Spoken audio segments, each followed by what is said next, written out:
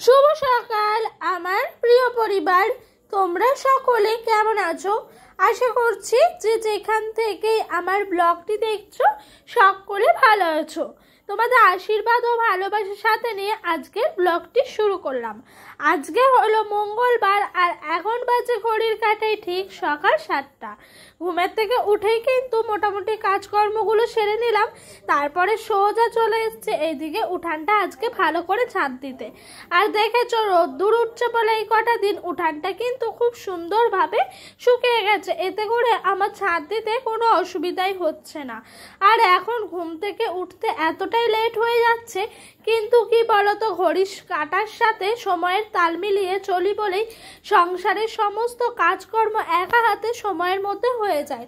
সব সময় ঘড়ির কাঁটার সঙ্গে তর্ক করি যে এই কাজটা এই সময়ের মধ্যে করবই, তো করে ফেলি। এতে করে কিন্তু আমার সমস্ত কাজকর্ম বেশ পরিপাটি করে সময়ের মধ্যে হয়ে যায়। এই যে আজকে এত দেরিতে ঘুম থেকে উঠেছি, তাও কিন্তু সংসারের সমস্ত কাজকর্ম একা হাতে সুন্দরভাবে গুছিয়ে নিয়েছি। যাই হোক, এই দিক দিয়ে ঝাঁট দেওয়া হয়ে গেল, তারপর ছাটাটাও ধুয়ে রেখে দিই। তো সকালে ঘুমের থেকে উঠে আগে বাসি বাসনগুলো বাইরে বের করে রেখে দিয়েছিলাম। সেই সমস্ত বাসনগুলোই চলো এবার ভালো করে মাজা ধোয়া করে নিই।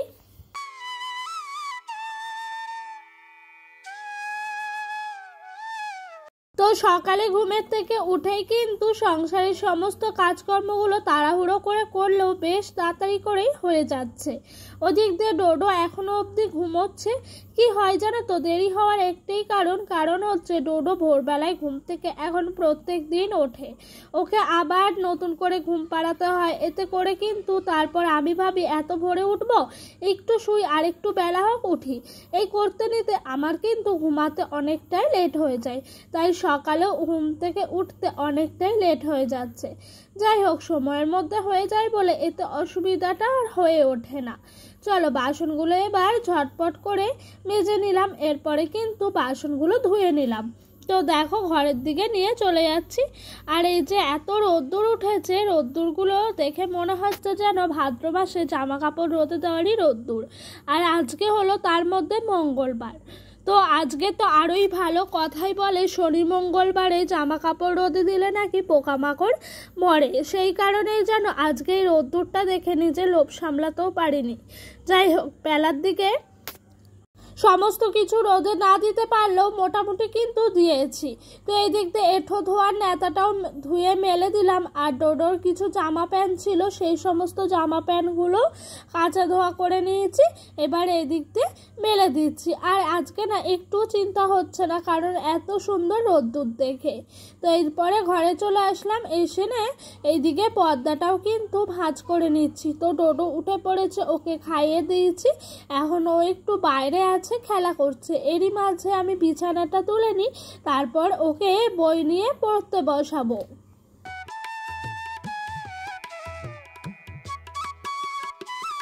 তো জানো তো, সকালে উঠে যদি একটু রুটিন মেনটেন করে সংসারের কাজকর্মগুলো করা যায় না, তাহলে বেশ তাড়াতাড়ি হয়ে যায়। আর এই দেখো, এইদিকে আমার বিছানার পরিস্থিতি প্রত্যেক দিন এরকম থাকে। তারপর গুছিয়ে পরিপাটি করে রাখি। আর ডোডোর এই গাড়িগুলো রাখা আছে, এগুলো কিন্তু এক পাশেই রাখা থাকে। ও একটু খেলা করে, তারপর আবারও ঢুকিয়ে দিই। আর দেখেছো এইখানে না পাখিগুলো কি সুন্দরভাবে একটা জিনিস খাচ্ছে। কি খাচ্ছে জানো? কালকে রাতে নিমকি আনা হয়েছে, সেই নিমকির গুঁড়োগুলো একটা ঠোঙার মধ্যে ছিল। তো সকাল হতে না হতে আমি দৌড়ের কাছে না ফেলেছিলাম ভুলবশত। তারপর বেলা হতেই দেখি বেশ সুন্দর করে এই পাখিগুলো কি নাম আমি জানি না, 3টে পাখি এসছিল, এসে কিন্তু খেলো। এতে করে অনেকটাই ভাল লাগলো যে আমার ফেলে দেওয়া জিনিসটা পাখিগুলো খেলো, ওদের একটু হলো পেটটা ভরলো। তো খুব ভাল লাগলো, তাই তোমাদের সাথে একটু ক্যামেরা বন্দি করে দেখালাম। তো এইদিকে সয়াবিনটাও সেদ্ধ করে নিলাম। এখন একেবারে দুপুরে রান্না বসিয়ে দিয়েছি। সকালে আজকে সেরকম কিছুই হয়নি, ওই তোমার পান্তা ভাত ছিল আর আলু সেদ্ধ দিয়েই খাওয়া হয়েছে। তো দুপুরে রান্না করব সয়াবিন আলুর তরকারি। আর ওই দিক দিয়ে কিছুটা মতো থোড় ছিল ঘরে, সেই থোড়টাই আজকে একটু বটি করব। তো কিভাবে থরবটি করে চলো তোমাদের সঙ্গে আজকে একটু শেয়ার করি স্টেপ বাই স্টেপ। তো প্রথমেই মসুর ডাল দিয়ে করবো যেহেতু, তাই মসুর ডালটা তোমার দিয়ে দিলাম জলের মধ্যে সেদ্ধ হতে। এরপর কুচি কুচি করে রেখেছিলাম থরগুলো, সেই সমস্ত থরগুলোকেও কিন্তু ভালো করে জল চেপে এদিকে দিয়ে দিলাম। আর থরগুলো না একটু আগে কেটে রেখেছি বলে একটু তোমার কালো কালো হয়ে গেছে, এতে করে জলটাও না অনেকটাই কালো কালো লাগছিল।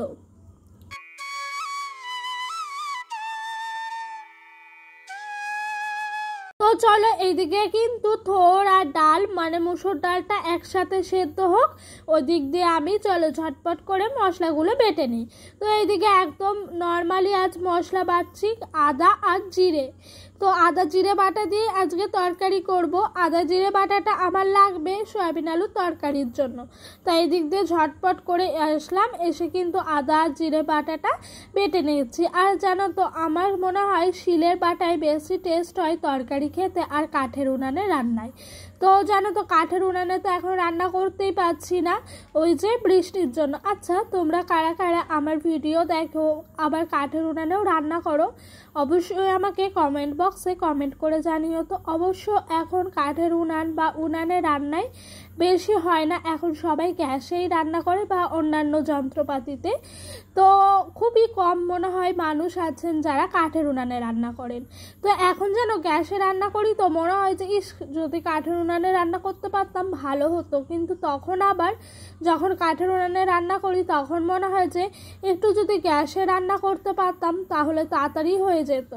যাই হোক, মানুষের এটাই তো হয় না, যখন যেটা থাকে সেটার মর্ম বোঝে না। তো তোমাদের সঙ্গে গল্প করতে করতে এদিক দিয়ে কিন্তু সয়াবিনটা সেদ্ধ করে রাখা ছিল, ওটাই জল চিপে নিলাম, তারপরে সয়াবিনটা ভেজে নিচ্ছি। আর আজকে না সয়াবিনটা একটু সেদ্ধ করেই করছি, অন্যান্য দিন জলে ভিজিয়ে করি কিন্তু তখন তাড়াহুড়ার মধ্যে করা হয় তো সেদ্ধটা মানে ভালো করে ভেজে না, তাই আজকে ভাবলাম যে সেদ্ধই করে নিই, এতে করে কিন্তু ভালো করে ভিজে যাবে সেই কারণে। তো অন্যান্য দিন জানো তো তরকারি রান্না করি কিন্তু এক একটা সয়াবিন শক্ত শক্ত থাকে, আজকে বেশ নরম এবং সফটও ছিল। চলো এই সয়াবিনটা ভাজতে ভাজতে তোমাদের সুন্দর সুন্দর কমেন্টের উত্তর দিয়ে দিই। রূপা দিদিভাই আমাকে কমেন্ট করেছে ডোডো কি সত্যি স্কুলে যাচ্ছে? না গো দিদিভাই, ডোডো স্কুলে যাচ্ছে না, ওকে আর কি একবার স্কুলের ব্যাগটা পিঠে চাপিয়ে দিয়েছিলাম তো একটু ঘোরাঘুরি করছিল আশেপাশে, এটাই। আর স্কুলে যাওয়ার বয়সও সেরকম হয়নি, আবার হয়েও গেছে, অনেকেই 2 বছর 3-4 মাসে স্কুলে ভর্তি করে দেয়, ওই কিডজি যে সমস্ত স্কুলগুলো আছে। তো আমাদের সেরকমভাবে সত্যি বলতে সামর্থ্য নেই ওই সমস্ত স্কুলে পড়ানোর, সেই জন্য ওকে এখনও অবধি স্কুলে ভর্তি করানো হয়নি। কিন্তু যাই হোক একটু বড় হোক, দেখা যাক ভগবান কি করে, তখন অবশ্যই স্কুলে ভর্তি করে দেবো। আর দিদিভাই তোমার কমেন্টটা পড়ে আমার সত্যি অনেক অনেক ভালো লাগলো। অবশ্যই তুমি কেমন আছো, তোমার ছেলে মেয়ে সকলেই কেমন আছে আমাকে কমেন্ট বক্সে কমেন্ট করে জানাবে। এই দেখো তোমাদের সঙ্গে গল্প করতে করতে বেশ রান্নাটা এগিয়ে গেছে। তো সয়াবিনটা তো ভেজে রেখেছিলাম, আলুটাও ভালো করে ভেজে নিয়েছি, এরপরে একবার মশলা কষিয়ে নিয়েছি শুধু আলু দিয়ে, তারপর আবারও সয়াবিন দিয়ে মশলাটা ভালো করে কষিয়ে নিলাম। আর এই দেখো আমার সোনা পাপা এদিক দিয়ে কি করছে, খেলা করছে। আমি না ওই দিক দিয়ে রান্না করছি, হঠাৎ আমার চোখ পড়লো যে ও কী করছে দেখি, ঘর থেকে পিঁড়িটি বের করে নিয়ে এসছে। তো এইদিকে খেলবে, তার জন্য ওর ঠাম্মার যেসব ওষুধের খালি ইয়েগুলো ছিল সেগুলো নিয়ে খেলছে। আর এই দেখো এদিক দিয়ে আমি আজকে সায়া আর ব্লাউজগুলোই কিন্তু রোদে দিলাম। আর এই ভাদ্র মাসে শনি মঙ্গলবারে রোদে কেন দেয় জানো? এই বর্ষাকালে তো বিভিন্ন ধরনের পোকা মাকড় সংক্রমণ হয়, তো সেই কারণে তো কোনো রকমভাবে ঢুকেই পড়তে পারে আলমারির মধ্যে, তো সেইগুলোই পড়ে থাকবে, সেই জন্য ভাদ্র মাসে পুজোর আগে একবার রোদে দিয়ে রাখা হয়। আর শুনেছি নাকি বছরে একবার জামা কাপড় রোদে দিলে নাকি জামা কাপড় ভালো থাকে, সেজন্যে আমি কিন্তু দিলাম। আর এবছর আমি যেন প্রথম দিলাম বিয়ের পর, মানে বিয়ের আগে বাপের বাড়িতে প্রত্যেক বছর আমিই দিতাম, কিন্তু বিয়ের পর এখানে প্রথম দিলাম। প্রথম বছর বিয়ে হয়েছিল তো সেগুলো নতুন ছিল বলে আমি আর দিইনি, তারপরের বছর আমি এখানে ছিলাম না, তারপরের বছর ডোডো অনেকটাই ছোট ছিল সেই জন্য দিইনি। কিন্তু এবছর ভাবলাম না এবার পারবো খাবো, তার জন্য দিলাম। এই দেখো গল্প করতে করতে এদিক দিয়ে কিন্তু আমার থোরবটি হয়ে গেছে। তো থোরবটিটা প্রথমে সেদ্ধ করে নিয়েছিলাম, তারপর তেলের ওপরে পেঁয়াজ শুকনো লঙ্কা ফোড়ন দিয়ে এই তোমার সেদ্ধ করে রাখা থোর আর তোমার ডালটা দিয়ে ভালো করে নাড়াচাড়া করার পর কিন্তু হলুদ দিয়ে দিয়েছি, আর সেদ্ধ হওয়ার সময় আমি নুনটাও দিয়ে দিয়েছিলাম। তারপর একদম এরকম গামাখা করে নিলাম। এতেই কিন্তু থোরবটিটা রেডি হয়ে গেছে, আর খেতেও প্রচুর টেস্টি হয় জানো। আর ওই দেখো ওই দিক দিয়ে আজকে কিন্তু দাদা দুধ দিয়ে তাড়াতাড়ি চলে গেছেন, তাই দুধটাও চাল দিতে বসিয়ে দিলাম। আচ্ছা, তোমরা কে কে এরকম ভাবে ভাদ্র মাসে জামা কাপড় রোদে দাও অবশ্যই আমাকে বলো। কিন্তু অনেকেই দেয় আমি জানি, আবার অনেকেই দেয় না, এই সমস্ত জিনিসগুলো অনেকে মানে না। তো সবাই প্লিজ আমাকে একটু কমেন্ট করে জানিও কে কে আমার মতো ভাদ্র মাসে জামা কাপড় রোদে দাও। তো ওই দেখো ওই দিক দিয়ে কিন্তু আমার ডালটাও সাম্বার দেওয়া হয়ে যাচ্ছে, আর ওই দিক দিয়ে আমার শাশুড়ি মা কাঠের উনানে রান্না বসিয়ে দিয়েছেন।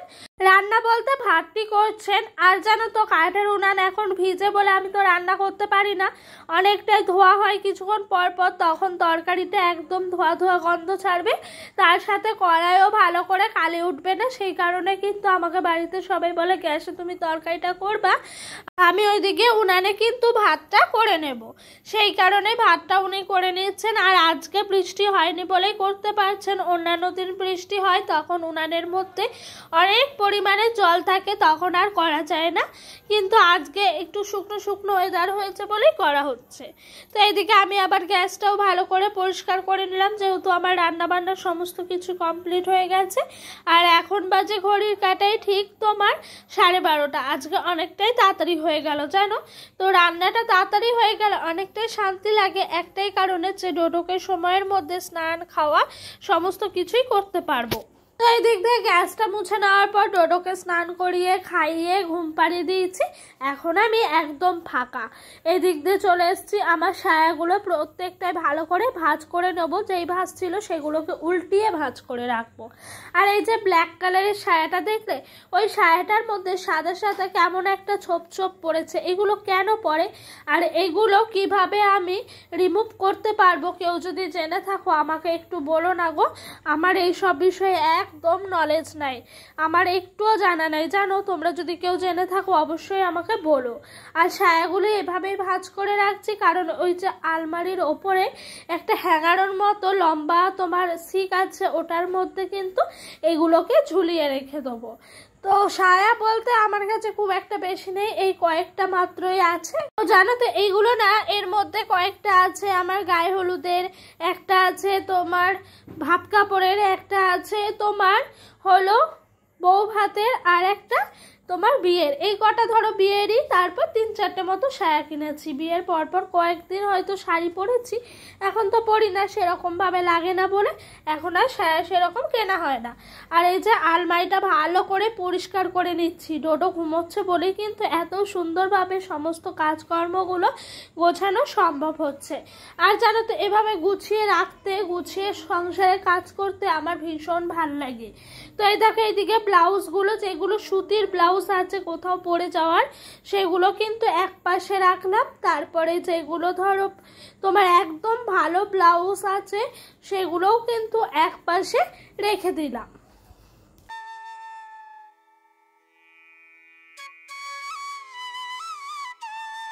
তো আজকে তো সায়া ব্লাউজ দিলাম, এরপরের দিন ইচ্ছা আছে আমার শাড়ি, ডোডোর জামা, ডোডোর পাপারও সমস্ত জিনিসগুলো একটু রোদে দেওয়ার। আর এই ব্লেজারটা দেখছো, এটা হলো ডোডোর পাপার বউ ভাতের ব্লেজার। এই দেখো সায়াগুলো ওপরে রাখলাম, আর নিচে কিন্তু ব্লাউজগুলো সাজিয়ে রাখলাম। আর এইখানে না ইচ্ছা আছে হ্যাঙ্গার কিনে ডোডোর পাপা জামাগুলো সাজিয়ে দেবো। তারপর একেবারে খাওয়া দাওয়া করতে চলে এসেছি। তো এই যে ছিল আজকে থোরবটি, সয়াবিন আলুর তরকারি আর ডাল। তো ডালটা একদম অল্প ছিল তাই সবটাই নিলাম। তো বন্ধুরা আজকের মতো ভিডিওটা এখানেই শেষ করছি। আমার ভিডিওটা তোমাদের যদি ভালো লেগে থাকে অবশ্যই লাইক কমেন্ট করো, আর যদি ভিডিওটা আরো ভালো লেগে থাকে আমার পাশে থেকে। তো বাই।